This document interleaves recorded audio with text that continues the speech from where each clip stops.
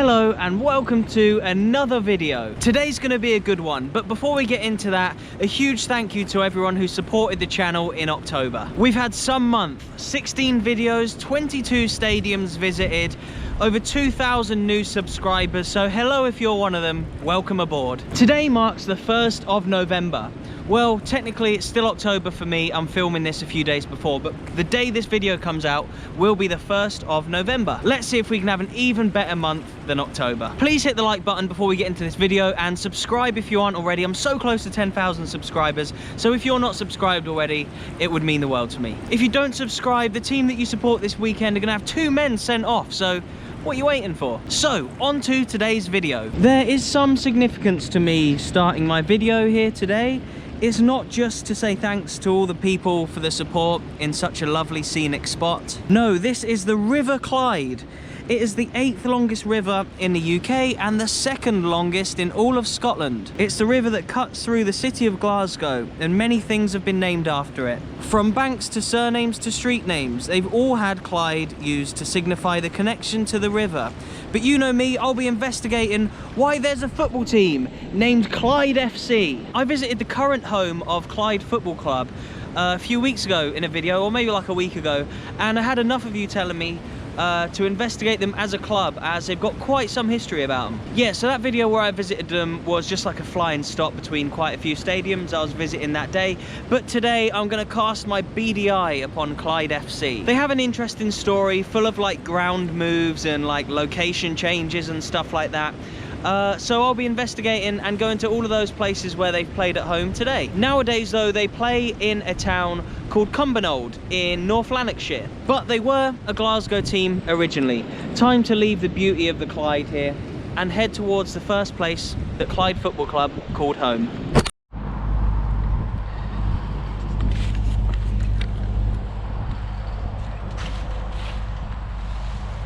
So in 1877, Clyde Football Club were founded on the banks of the River Clyde in this section here of Glasgow called Barrowfield. We are literally a stone's throw from Celtic Park, by the way. Let me take you over there.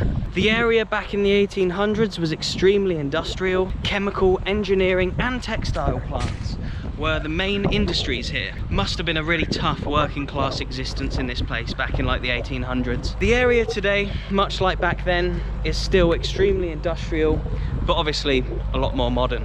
There are still these swathes of like large grassy areas.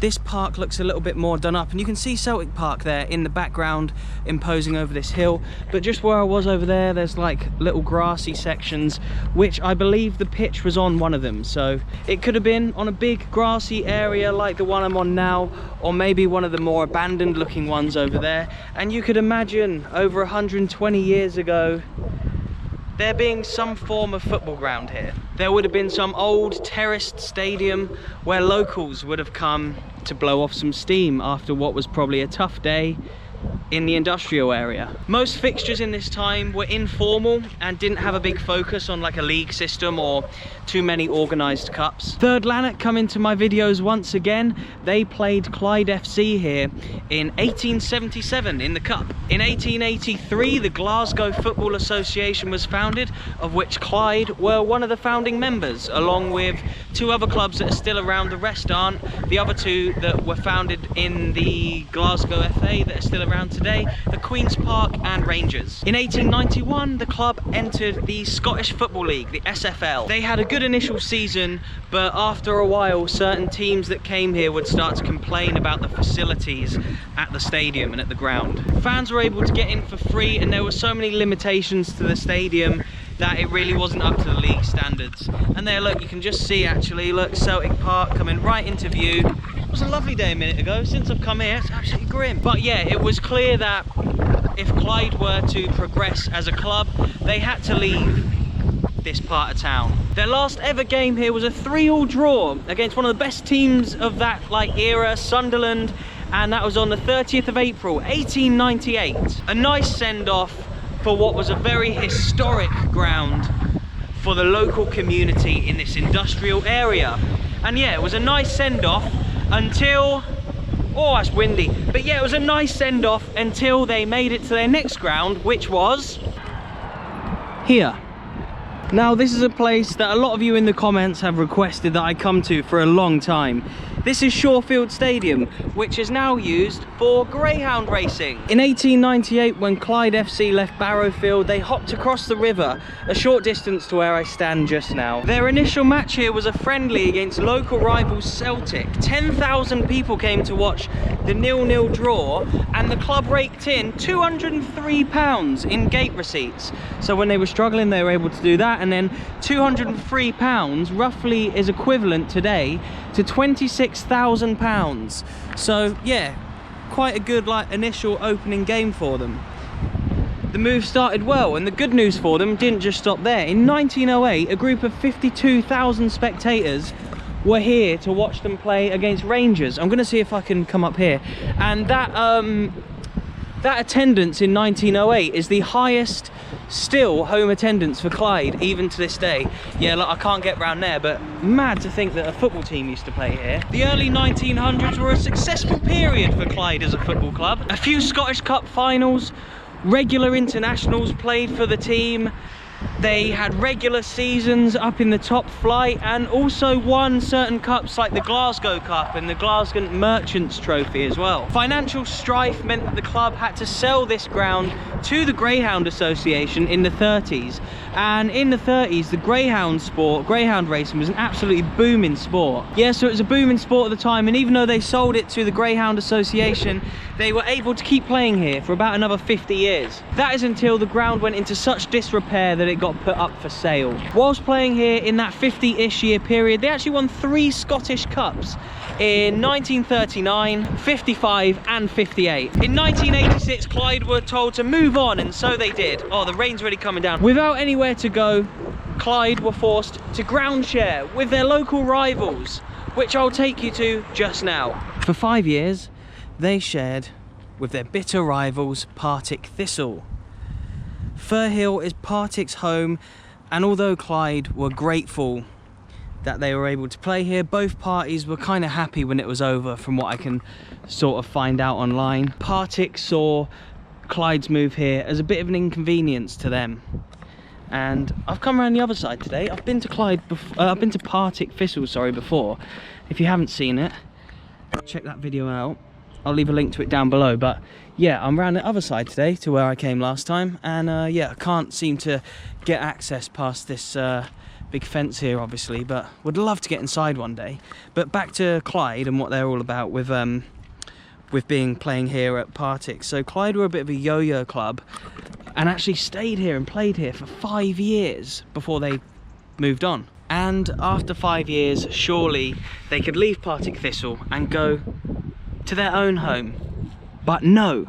Hamilton. For a further 2.5 seasons, the club played their home games here at Hamilton's Douglas Park, which is now a Sainsbury's that you can see over there. The Sainsbury's is in place of their old stadium. You can even see the floodlights of their new stadium behind the buildings that are now like B&M, Iceland, Sainsbury's, etc. The club were without a home for 7.5 years because of their time at Partick Thistle and at Hamilton. Can we finally get to where they now call home? So yeah, 16 miles outside of Glasgow, where the club were originally founded, they're now nowhere near the River Clyde. Yeah, so today we've seen their original plot in the industrial area that I took you to first, and then on to Shawlands, where the greyhound racing track is, then to Partick Thistle, and then Hamilton. 4 separate places that they've used as their home ground until they find themselves here, outside of the city where they were founded, nowhere near the Clyde, but in Cumbernauld, in North Lanarkshire. The river by which they are named now has really nothing to do with the club, except from in name only. Clyde fans, what do you think about being moved so far away from where you were like originally founded and stuff? There have been plans in modern times to move Clyde FC again from here to East Kilbride, to move them location and to change their name. A club with a strong identity initially, used to win Scottish Cups, top Scottish League titles, now play in the lower rungs of Scottish football. and are a bit, yeah, like I said when I was down at Partick Thistle, like most clubs in Scotland outside of like the massive ones, bit of a yo-yo club. And awful financial management over the years seems to have hindered the club massively. And yeah, within the stadium there's like gyms and stuff, but now at least here at Broadwood they are a lot more settled than what they have been during their long history as a football club. They have a 3G artificial pitch here in a world where groundsmen of Scotland seem to struggle against the elements when trying to tend to a real pitch, let's call them. And speaking of the 3G pitch, there it is, you can see a little bit of it there. You can always tell a 3G pitch from close up. You can see them on the TV when you're watching a game because the ball bounces really high, and when the ball does bounce it has like this little black shadow that comes off the ground because of the little pellets that they have in the surface to keep like the pitch all right, I guess. And you can always see them and you can tell that it's not real grass when you're here. But you know, I've had a lot of people in the comments telling me that the stadiums in Scotland, because of the elements, are hard to look after and you don't get as many games called off if you have an artificial pitch. So yeah, home of Clyde behind me. There's a BMX track down there, of course. Looks pretty good actually. That's quality, to be fair. But yeah, here outside the home of Clyde, where finally, like I say, they are settled and have a place to call home. Please remember to leave a like on this video and drop me a comment below if you're a Clyde fan. Let me know where you want me to go next, or if there's any other clubs that you want me to look into the history of and make a video about.